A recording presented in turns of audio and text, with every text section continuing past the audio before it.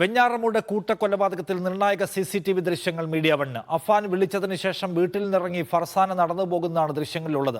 ട്യൂഷന് പോകുന്നുവെന്ന് പറഞ്ഞാണ് ഫർസാന വീട്ടിൽ നിന്നിറങ്ങിയത്. കൂട്ടക്കൊലപാതകത്തിന് പിന്നിൽ സാമ്പത്തിക പ്രതിസന്ധിയാണെന്ന നിഗമനത്തിലാണ് പോലീസ് എത്തിയത്. കടക്കണിയിലും കുടുംബത്തിന്റെ ആഡംബര ജീവിതം കൊലപാതകത്തിലേക്ക് നയിച്ചുവെന്ന് പോലീസ് പറയുന്നു. അഫാന്റെ അമ്മ ഷെമിയുടെ ആരോഗ്യനില തൃപ്തികരമാണെന്ന് ഡോക്ടർമാർ അറിയിച്ചു.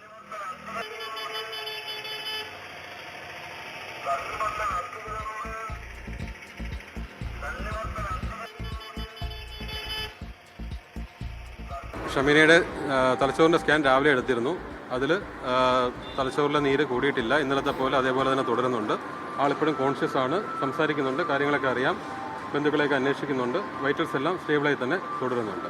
ഇനി ഇപ്പോഴത്തെ പ്ലാൻ എന്ന് വെച്ചാൽ ഇതേപോലെ കണ്ടിന്യൂ ചെയ്യുക, ക്രിട്ടിക്കൽ കെയർ യൂണിറ്റിൽ തന്നെ ഒബ്സർവേഷൻ കണ്ടിന്യൂ ചെയ്യുക.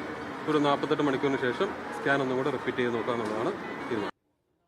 ഷിജോ കുര്യൻ കൂടുതൽ വിവരങ്ങളുമായി തിരുവനന്തപുരത്ത്. ഷിജോ, എന്താണ് പോലീസ് ഇപ്പോൾ എത്തിച്ചേരുന്ന നിഗമനം? എന്താണ് ഈ കാര്യത്തിൽ? അത് എന്തുമാത്രം പക്കയാണ്? നിഷാദ, പോലീസിന്റെ ഫൈൻഡിങ്സിലേക്ക് വരുന്നതിന് മുമ്പ് ഏറ്റവും പ്രധാനപ്പെട്ട കാര്യം ഫർസാനയുടെ ഒരു CCTV ദൃശ്യമാണ്.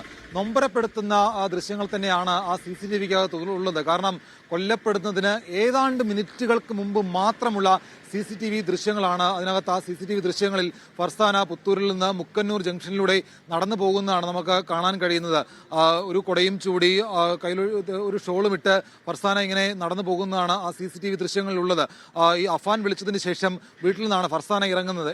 ഏകദേശം ഒരു 3 മണിക്കും 3:30ക്കും ഇടയിലുള്ള സമയങ്ങളിലൂടെയാണ് ഫർസാന മുക്കന്നൂർ ജംഗ്ഷനിലൂടെ നടന്നു പോകുന്നത്. അഫാൻ ആ സമയത്താണ് ഫർസാനയെ ബാറിൽ ഇരുന്നു കൊണ്ട് വിളിക്കുന്നത്. നീ ഇപ്പോൾ എൻ്റെ കൂടെ വീട്ടിലേക്ക് വരണമെന്ന് അഫാൻ ആവശ്യപ്പെടുന്നു. അതിന് പ്രകാരം ഫർസാന വീട്ടിൽ നിന്ന് ട്യൂഷന് പോവുകയാണ് എന്ന് പറഞ്ഞുകൊണ്ട് വീട്ടിൽ നിന്ന് ഇറങ്ങുന്നു. 22 വയസ്സ് മാത്രം പ്രായമുള്ള ആ പെൺകുട്ടി താൻ സ്നേഹിക്കുന്ന ആ യുവാവിനൊപ്പം ആ യുവാവിനെ വിശ്വസിച്ചുകൊണ്ട് വീട്ടിൽ നിന്ന് ഇറങ്ങുന്നു. ആ ജംഗ്ഷനിലൂടെ ഫർസാന ഇറങ്ങി പോകുന്നതാണ് ആ ദൃശ്യങ്ങളുള്ളത്. ഇടയ്ക്കൊന്ന് തിരിഞ്ഞു നോക്കുന്നുണ്ട്.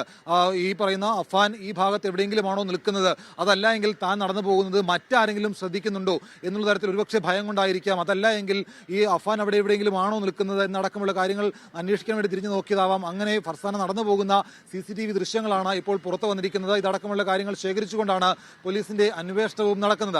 ഇതിനകത്ത് മറ്റൊരു കാര്യം, അതായത് ഫർസാന കൊല്ലപ്പെടുന്നത് ഏതാണ്ട് ഒരു 4:15 കൂടിയാണ് ഫർസാന കൊല്ലപ്പെട്ടു എന്നുള്ള കാര്യം, അല്ലെങ്കിൽ ഫർസാനയെ ഈ അഫാൻ കൊലപ്പെടുത്തി എന്നുള്ള സമയം പോലീസ് കണക്കാക്കുന്നത് ഏതാണ്ട് ഒരു 4:15 കൂടിയാണ്. അപ്പോൾ അതിന് തൊട്ട് മുമ്പ് ഏതാണ്ട് ഒരു അരമണിക്കൂർ മുമ്പുള്ള സമയങ്ങളിലാണ് ഫർസാന നടന്നു പോകുന്നത്. താൻ അത്രയും സ്നേഹിച്ച ആ യുവാവിനൊപ്പം ആ യുവാവിനെ കാണാൻ വേണ്ടി ആ യുവാവിനെ വിശ്വസിച്ചുകൊണ്ട് ഫർസാന ഇറങ്ങി പോകുന്നതാണ് ആ CCTV ദൃശ്യങ്ങളുള്ളത്. മറ്റൊരു കാര്യം, ഇതിനകത്ത് ഈ കൂട്ടക്കൊലപാതകവുമായി ബന്ധപ്പെട്ടുകൊണ്ട് പോലീസ് ഇപ്പോൾ നിലവിലെത്തിയിരിക്കുന്ന നിഗമനം എന്ന് പറയുന്നത് കടുത്ത സാമ്പത്തിക ബാധ്യതയെ തുടർന്നുകൊണ്ട് അഫാൻ എല്ലാവരെയും കൊലപ്പെടുത്തിയതാണ് എന്നുള്ള നിഗമനത്തിലേക്കാണ് പോലീസ് എത്തിച്ചേരുന്നത്.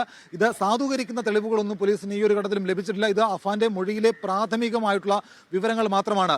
ഇപ്പോൾ അഫാന്റെ പിതാവിനുണ്ടായിരുന്ന സാമ്പത്തിക ബാധ്യതയ്ക്കൊപ്പം തന്നെ അഫാനും വലിയ തരത്തിലുള്ള ബാധ്യത ഈ കുടുംബത്തിന് വരുത്തി വെച്ചിരുന്നു. അപ്പോൾ ഇതൊക്കെ കുടുംബത്തിലെ ബന്ധുക്കളടക്കമുള്ളവർ ചോദ്യം ചെയ്തിരുന്നു. അതിലടക്കം അഫാന് കടുത്ത വ്യക്തിവിരോധം ബന്ധുക്കളടക്കം ഉണ്ടായിരുന്നു. കുടുംബം ആത്മഹത്യയ്ക്ക് പദ്ധതിയിട്ടിരുന്നു. ഈ ആത്മഹത്യ ചെയ്യുമ്പോൾ ആരെങ്കിലും രക്ഷപ്പെട്ടാൽ അതൊരു പക്ഷേ അവർ പിന്നീട് ഈ സമൂഹത്തിൽ ഒറ്റപ്പെടുകയും പലതരത്തിലുള്ള വിമർശനങ്ങൾക്ക് വിധേയമാകേണ്ടി വരും എന്നുള്ള തോന്നലൊക്കെ ഉണ്ടായിരുന്നു. അതേ തുടർന്നാണ് താൻ എല്ലാവരെയും കൊലപ്പെടുത്താം എന്നുള്ള കാര്യത്തിലേക്ക് അഫാൻ എത്തിച്ചേർന്നത്. അങ്ങനെയാണ് കൂട്ടക്കൊലപാതകം അഫാൻ നടത്തുകയും ചെയ്തത്. ഇതിനകത്ത് അഫാൻ വലിയ തരത്തിലുള്ള ആഡംബര ജീവിതം നയിച്ചിരുന്നു. അഫാന് സ്വന്തമായ ഒരു ബുള്ളറ്റ് ഉണ്ടായിരുന്നു. ആ ബുള്ളറ്റിനും അപ്പുറത്തേക്ക് മറ്റൊരു വാഹനം കൂടി വാങ്ങിയത് ബന്ധുക്കളടക്കമുള്ളവർ ചോദ്യം ചെയ്തിരുന്നു. അപ്പോൾ വലിയ സാമ്പത്തിക ബാധ്യത അഫാൻ വീട്ടിൽ വരുത്തി വെച്ചിരുന്നു. ആ കുടുംബത്തിനുണ്ടായിരുന്ന ബാധ്യതയ്ക്ക് അപ്പുറത്തേക്കും കുടുംബം വലിയ തരത്തിലുള്ള ആഡംബര ജീവിതമാണ് നയിച്ചു പോന്നിരുന്നത്. അപ്പോൾ അതടക്കമുള്ള കാര്യങ്ങൾ ഈ കൂട്ടക്കൊലപാതകത്തിന് കാരണമായി എന്നുള്ള നിഗമനത്തിലേക്കാണ് പോലീസ് എത്തിച്ചേരുന്നത്. എന്തായാലും ഇതടക്കമുള്ള കാര്യങ്ങൾ സാധൂകരിക്കാൻ, ഇതിന്റെ കൂടുതൽ കാര്യങ്ങൾ കണ്ടെത്താൻ പോലീസ് അഫാന്റെ മൊഴി വളരെ വിശദമായിട്ട് വീണ്ടും രേഖപ്പെടുത്തും. ഇപ്പോൾ ചികിത്സയിൽ കഴിയുന്ന അഫാന്റെ മാതാവ് ഷെമിയുടെ ആരോഗ്യനില തൃപ്തികരമാണ് എന്നുള്ള കാര്യമാണ് തിരുവനന്തപുരം വെഞ്ഞാറമൂട് സ്വകാര്യ മെഡിക്കൽ കോളേജ് ആശുപത്രിയിലെ അവരെ പരിചരിക്കുന്ന ഡോക്ടർ രാജീവ് രാജഗോപാൽ പറയുന്നത്. അവരുടെ ആരോഗ്യനില തൃപ്തികരമാണ്. പക്ഷേ പൂർണ്ണമായിട്ട് അപകടനില തരണം ചെയ്തു എന്ന് പറയാൻ കഴിയില്ല. പക്ഷേ പോലീസിന് മൊഴി കൊടുക്കാൻ കഴിയുന്ന ഒരു ആരോഗ്യസ്ഥിതി അവർക്കുണ്ട്. അപ്പോൾ ഇന്ന് ഉച്ചയ്ക്ക് ശേഷമോ അല്ലെങ്കിൽ നാളെയോ വന്ന് പോലീസ് മൊഴി രേഖപ്പെടുത്തും. 48 മണിക്കൂറിന് ശേഷം വീണ്ടും അവർക്ക് ഒരു റീസ്കാനിങ്ങിന് വിധേയമാക്കും എന്നുള്ള കാര്യമൊക്കെ ഡോക്ടർമാർ പറയുന്നുണ്ട്. അഫാന്റെ മൊഴി നാളെ ആയിരിക്കും രേഖപ്പെടുത്തുക. എന്തായാലും പോലീസിന് ഇനിയുള്ള അന്വേഷണം സംബന്ധിച്ച് അടുത്തൊരു ഘട്ടത്തിലേക്ക് കടക്കണമെങ്കിൽ ഇവരുടെ മൊഴിയാണ് നിർണായകം. അത് നാളെ തന്നെ രേഖപ്പെടുത്തിക്കൊണ്ട് അടുത്ത ഘട്ടത്തിലേക്ക് അന്വേഷണം നടത്താനാണ് പോലീസ് ഇപ്പോൾ നിലവിൽ ആലോചന എടുത്തിരിക്കുന്നത്. നിഷാദ്, ഓക്കെ ഷിജോ, ഇപ്പോൾ ഇതൊരു സാമ്പത്തിക പ്രയാസം കൊണ്ടുള്ള ആത്മഹത്യാ തീരുമാനം, ഇനി ആത്മഹത്യ ഹത്യാ തീരുമാനം പാളിപ്പോകുമോ എന്നോർത്ത് കൊലപാതകത്തിലേക്ക് കൊണ്ടുവരാം, പൂർണ്ണമായും പെർഫെക്റ്റായി എല്ലാവരെയും ഇല്ലാതാക്കാം എന്നാലോചിക്കുന്നു എന്നൊക്കെ പോലീസ് എന്ന കണ്ടെത്തലിലേക്ക് പോലീസ് പ്രാഥമികമായി എത്തുമ്പോഴും അതൊരു ഫൈനൽ ഒരു കൺക്ലൂഷനാക്കി എടുക്കാൻ കഴിയാത്ത വിധമുള്ള എന്തൊക്കെ വൈരുദ്ധ്യങ്ങൾ നമ്മൾ ഒറ്റനോട്ടത്തിനകത്ത് കാണുന്നുണ്ട്, പൊരുത്തക്കേടുകൾ. നിഷാദ ഒരുപാട് വൈരുദ്ധ്യങ്ങളുണ്ട് അതിനകത്ത്.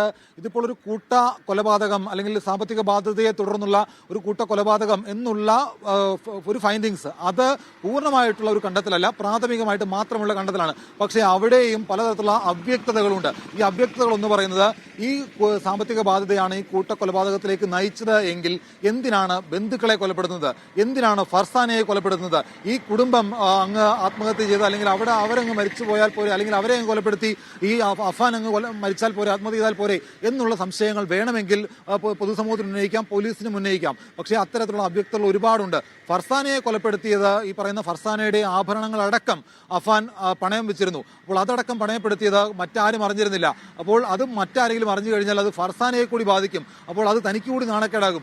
അങ്ങനെ ഫർസാനയെ കൊലപ്പെടുത്താം, അങ്ങനെയാണ് ഫർസാനയെ കൊലപ്പെടുത്തിയത് എന്നുള്ള കാര്യങ്ങളൊക്കെയാണ് ഇപ്പോൾ അഫാൻ പോലീസിനോട് പറഞ്ഞിട്ടുള്ളത്. ബന്ധുക്കളെ എന്തിനു കൊലപ്പെടുത്തി? അപ്പോൾ ബന്ധുക്കളെ കൊലപ്പെടുത്തിയത് തങ്ങളെ കടക്കാരും ബന്ധുക്കളും അടക്കമുള്ള ആളുകൾ നിരന്തരം വിളിച്ച് ശല്യം ചെയ്യുമായിരുന്നു, പലതരത്തിൽ ഭീഷണിപ്പെടുത്തുമായിരുന്നു. കുടുംബത്തെ ആരും സഹായിച്ചിരുന്നില്ല, ബന്ധുക്കൾക്ക് കടുത്ത വിയോജിപ്പ് തങ്ങളോടുണ്ടായിരുന്നു. അപ്പോൾ അതടക്കമുള്ള കാര്യങ്ങളിൽ തനിക്ക് വിയോജിപ്പുണ്ടായിരുന്നു, അവരുടെ വൈരാഗ്യം ഉണ്ടായിരുന്നു. അപ്പോൾ അതൊക്കെ കാരണം അവരെ കൊലപ്പെടുത്തി എന്നുള്ള തരത്തിലുള്ള മൊഴികളാണ് ഇപ്പോൾ ഈ അഫാൻ നൽകിയിരിക്കുന്നത്. അഫാന്റെ പ്രാഥമികമായിട്ടുള്ള മൊഴിയാണ്. വളരെ വിശദമായി എടുത്താൽ മാത്രമേ ഇതിന്റെ മോട്ടീവ് എന്താണ്, ഇത് ബന്ധുക്കളോടുള്ള വിരോധം കൊണ്ട് അവരെ കൊലപ്പെടുത്തിയതാണോ, ഫർസാനയുടെ ആഭരണം പണയം വെച്ചത് മറ്റാരും അറിയാതിരിക്കാൻ വേണ്ടി ഫർസാനയെ കൊലപ്പെടുത്തിയതാണോ, മാതാവിനെയും സഹോദരനെയും കൊലപ്പെടുത്താൻ അല്ലെങ്കിൽ സൽമാ ബീവിയെയും കൊലപ്പെടുത്താനുള്ള കാരണം സാമ്പത്തിക ബാധ്യത മാത്രമാണോ? ഇത്തരം ചോദ്യങ്ങൾക്കെല്ലാം ഇപ്പോഴും ഉത്തരം അവ്യക്തമായിട്ട് തന്നെ നിലനിൽക്കുകയാണ്.